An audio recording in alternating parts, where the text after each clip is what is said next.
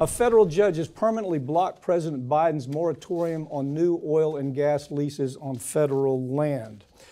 Okay, so this went up one time. This went up to the Fifth Circuit in Texas. Texas is part of the Fifth Circuit. And they said, we're not going to really rule against you on this, this stop to this process, but we want better definition on what you meant when you made a ruling that we're going to lift or we're going to sustain the ability for people to go in and drill wherever the hell they want to drill. Go ahead and pick it up from there. Yeah, this is a very weird ruling because the court itself says, listen, you can't tell us that we can't go and drill on federal lands because there's a piece of legislation, the Outer Continental Shelf Lands Act and Mineral Leasing Act, that says we're legally allowed to do this. So you, as the chief executive, you can't just issue a moratorium because the legislative branch has already said we can do it. Furthermore, and this is where things get real stupid, plaintiff states' claims are substantial. Millions and possibly billions of dollars are at stake. Local government funding, jobs for plaintiff states' workers, and funds for the restoration of Louisiana's coastline are at stake.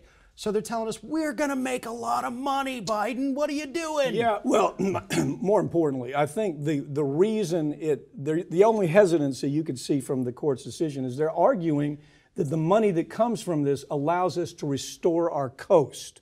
The coast that the oil industry has already destroyed, either by leaks from the Gulf of Mexico or climate change. They've destroyed the coast. And the real irony is, Judge, if we can't get this money from the oil industry, we can't restore the damage that's been caused by the oil industry.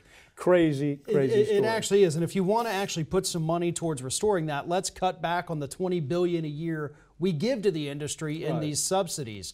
But again, we're facing a fact here where I know this was a Trump-appointed judge, but even any other judge has to look at this and say, the law is clear. It says we have to be able to do this. You can't, as president, unilaterally do it. Congress would have to repeal that law. Do you know what's so disturbing to me when you said this is a the Trump-appointed judges, I can't tell a difference. Right. I can't tell a difference between the Obama-appointed judges. I know that sounds astounding.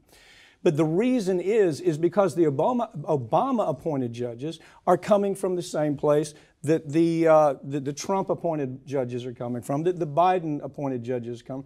They come from silk-stocking defense firms where they don't have anything in common with consumers. All they do is represent huge corporations, and they figure out how to keep that corporation out of trouble. So they move to the federal court as an appointment, whether it's a Democrat appointment or a Republican appointment, they all land the same way.